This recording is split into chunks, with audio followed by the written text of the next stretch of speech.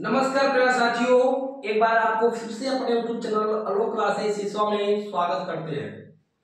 हमने आपसे एग्जाम से पहले यूपी बोर्ड से पहले हमने बोला था कि प्यारे साथियों मैथ में जरूर आप देखिएगा श्रीधराचार्य आपको देखने को मिल जाएगा।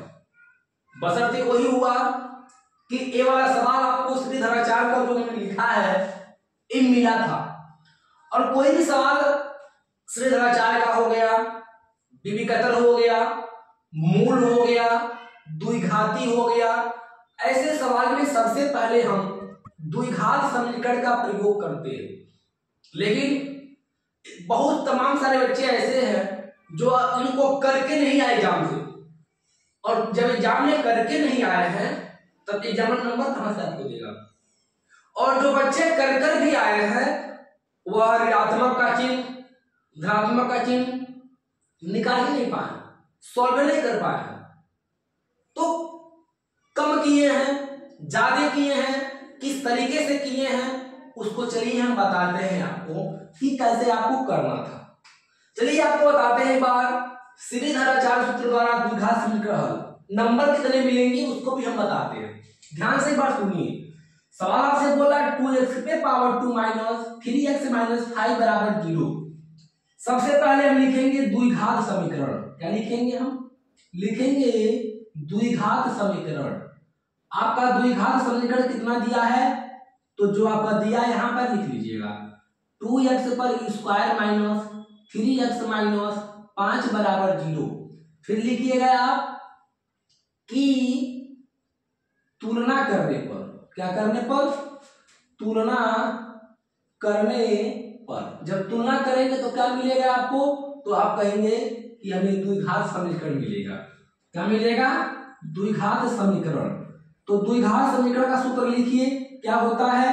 ax पर square plus bx plus c बराबर होता है 0। अब a b c का ही वैल्यू हमें ज्ञात करना है, तो a बराबर 2 और b बराबर क्या लिखते हैं? माइनस है तो माइनस ही लिखेंगे, 3 है तो -3, और फिर c की वैल्यू 5 है तो यहां लिखेंगे -5। प्लस में प्लस को नहीं लिखते हैं, अंक लिखते हैं, लेकिन माइनस वाले को माइनस आगे हम चिपका के लिख दिया करते हैं। आपका हो गया। अब पूछा क्या है? श्रीधराचार्य का सूत्र। तो यहां सबसे पहले हम लिखेंगे श्रीधराचार्य, और श्रीधराचार्य को आप द्विघाती भी बोल सकते हैं। श्रीधराचार्य को क्या बोल सकते हैं? द्विघाती भी बोल सकते हैं। इनका सूत्र होता क्या है, चलिए बताते हैं।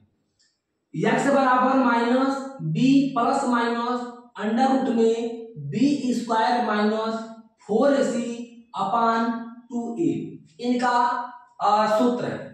और सूत्र के माध्यम से सवाल कैसे लगाएंगे, चलिए इसको भी हम देख लेते हैं। यहां लिखेंगे x बराबर माइनस b का मान माइनस, तो माइनस और माइनस क्या हो जाएंगे, तो आप कहेंगे सर प्लस हो जाएंगे।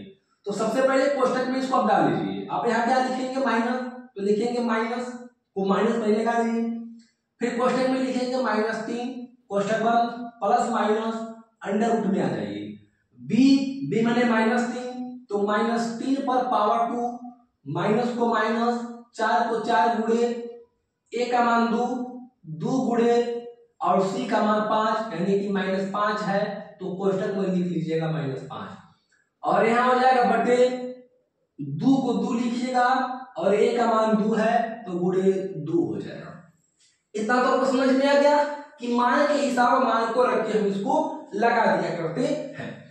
अब -3, तो माइनस और माइनस प्लस, तो जब प्लस हो जाएंगे तो यहां लिखेंगे x बराबर सिर्फ लिखेंगे 3, और प्लस माइनस तो यहां लिखेंगे प्लस माइनस, फिर अंडर रूट बनाइए। 3 पे पावर 2 यानी कि 3 त्रिकी 9, तो क्या लिखेंगे हम? 9 हो गया। अब 9 लिखने के बाद यहां देखिए एक बार, 4 दूनी 8, 8 पचे 40, minus minus plus, minus minus क्या हो जाएगा? प्लस, तो प्लस, और यहां हो जाएंगे 40 बटे 2 दूनी कितना, तो आप कहेंगे सर 4। फिर बराबर कीजिए, 2 दूनी 4 हो गया। बराबर करते हैं तो x बराबर 3 प्लस माइनस 40 और 9 जोड़ दीजिए तो आपका हो जाएगा 49 और बटे आपका कितना हो जाएगा, तो आप कहेंगे सर 4। बराबर कीजिए, तो x बराबर कितना मिलेगा आपको, तो आप कहेंगे सर यानी कि यहाँ पे x बराबर आपका 49 कटेगा 7 से, तो 3 प्लस माइनस 7 से 49 और बटे कितना आपको 4। अब यहाँ ध्यान दीजिए, एक आपको प्लस में एक माइनस में, तो इनको लगाएंगे सबसे पहले क्या लेकर, तो या तो धनात्मक लेकर लगाइए या तो ऋणात्मक। तो यहाँ पर लिखेंगे धनात्मक लेने पर, क्या लिखेंगे आप, धनात्मक लेने पर। जब यहाँ पे आप धनात्मक लेंगे तो यानी कि माइनस छोड़ देंगे, प्लस लेंगे, तो 3 प्लस 7 अपन कितना हो गया आपका, तो आप कहेंगे सर 4। अब 4 हो गया, अब इनको एक बार आप जोड़ लीजिए, 7 आती 10 बटे 4, तो यहां लिखेंगे आप 4 हो गया। बराबर कीजिए 10 और 4, इसको काटेंगे 5 से और इसको काटेंगे 2 से, तो आपका 2 5 बटे 2 आसानी से मिल जाता है। ठीक इसी प्रकार ऋणात्मक लीजिएगा, ऋणात्मक लीजिएगा तो ऋणात्मक लेंगे, तो जब ऋणात्मक लेंगे तो ऋणात्मक में क्या होगा, प्लस हटेगा माइनस लेंगे, 3 माइनस 7 बटे आपका हो जाएगा 4 बराबर 3 में से 7 जाए माइनस 4 बटे 4। अब 4 करने 4 भाग करते हैं तो माइनस आपका 1 आंसर मिलता है, यानी कि धनात्मक लेने पर आपको 5 बटे 2, ऋणात्मक लेने पर आपका -1 मिल जाता है। इसमें का सवाल और खूबसूरती के साथ आया था एग्जाम में, जो बच्चे लगा नहीं पाए बट उसको कैसे लगाना उसका तरीका हम आपको बता दे रहे हैं, आप समझ जाएंगे कि आपका एग्जामिनर गलत करेगा या सही करेगा। चलिए वो भी क्वेश्चन नंबर 2 को हम देख लेते हैं। यहाँ पे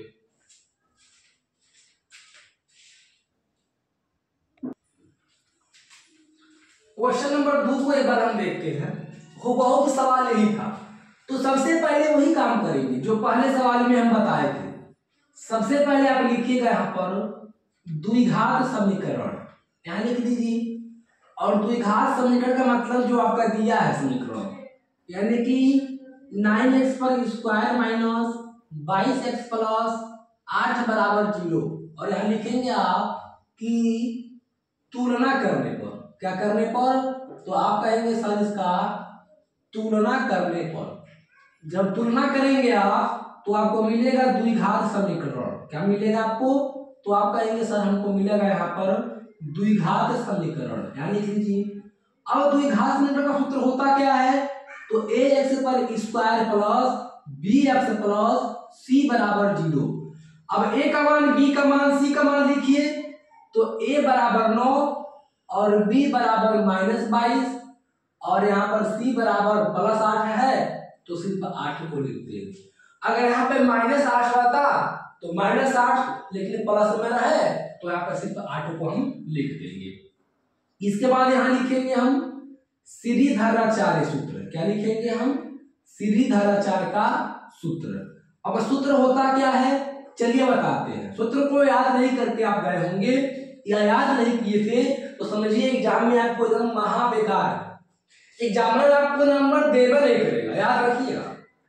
अब क्या लिखेंगे सूत्र, यानी कि x बराबर minus b plus minus under root में b square minus 4ac upon 2a हो गया आपका मान। अब बराबर कीजिए, x बराबर माइनस को लिखिए माइनस b का क्या, तो -22 है, b का मान कितना है, तो आप कहेंगे सर -22 है। अब जब b का मान -22 है तो माइनस माइनस क्या कर देंगे, प्लस, यहाँ लिखेंगे प्लस 22 प्लस माइनस, अब अंडर रूट में इस मान को रखिए, b का मान तो आप लिखेंगे -22 पर पावर 2 माइनस 4 को 4 गुणे, a का मान 9 गुणे और c का मान आपको 8 यहाँ पर देखने को मिलेगा। फिर बटे कीजिए, 2 को 2 लिखिए और a है, a का मान 9 है तो यहाँ लिखिए आप 9। अब यहाँ पर x बराबर +22 प्लस माइनस अंडर रूट में 22 हम कितना होगा, तो आप कहेंगे 484, माइनस को माइनस 4 9 36 और 36 8 288 होता है, बटे कर दीजिए और 2 9 आपका हो जाएगा 18 हो गया आपको। अब यहाँ कीजिए आप x बराबर, जब x बराबर करते हैं तो a प्लस प्लस से कटेगा तो प्लस लगेगा, तो 22 प्लस माइनस अंडर रूट। अब इसको घटाइए आप, तो 484 में से 288 घटाएंगे तो आपका बचेगा 196, और 196 बटे कितना 18 हो गया। अब 196 बटे 18 यानी कि 196 किसका वर्ग है, तो 196 आपका 14 का वर्ग है। किसका वर्ग है, 14 का वर्ग है। तो यहाँ जब आप मान करेंगे काटेंगे इसको तो x बराबर कितना बचेगा, यानी कि 22 प्लस माइनस 14 बटे कितना 18 बच जाएगा, ये आपका मान बच जाएगा। अब धनात्मक और ऋणात्मक लेंगे तो सबसे पहले आप लिखेंगे धनात्मक लेने पर, यानी कि धन लेने पर, धनात्मक चिन्ह लेने पर या ऋणात्मक लेने पर, तो धनात्मक में क्या बचेगा 22 प्लस 14 बटे कितना 18, आपस में जोड़ दीजिए, 4 2 6 और 2 1 3, 36 बटे 18, डिवाइड कर दीजिए भाग, तो 18 दूना 36, आपका 2 आंसर आ गया धनात्मक। ऋणात्मक लीजिए तो यहाँ पर लेंगे ऋणात्मक लेने पर, यानी कि ऋण लेने पर, ऋणात्मक लेने पर। अब 22 माइनस 14 बटे 18 कर दीजिए। अब 22 में से 14 कितना बचेगा, तो आप कहेंगे सर 8 बचेगा, तो 8 बटे 18 हो जाएगा। 8 किससे कटेगा, 4 गुना 8 और 9 गुना 18, यानी कि 4 बटे 9 आपको मिल जाएगा। तो प्यारे साथियों सवाल में कुछ करने की आवश्यकता नहीं थी, आवश्यकता थी आपको प्रेजेंट ऑफ माइंड की, आपका दिमाग कितना चल रहा है, और दिमाग पे चलने का कारण है आपको सूत्र के हिसाब से अगर सवाल को रटकर नहीं लगाया है तो भूल जाइए कि नंबर आपको मिलने वाला है। अगर आप कॉन्फिडेंस थ्रू आप सूत्र भी लिख दिए हैं तभी भी एग्जामिनर आपको नंबर दे देगा। तो इसी प्रकार के साथियों आप जो बीत गया उसे भूलिए, लेकिन याद रखिए कि सवाल को हमेशा छोटा को छोटा नहीं समझना चाहिए। सवाल होते हैं या छोटे हो या बड़े हो, पढ़ते रहिए, मस्त रहिए। फिर एक वीडियो मिलते हैं, तब तक के लिए नमस्कार।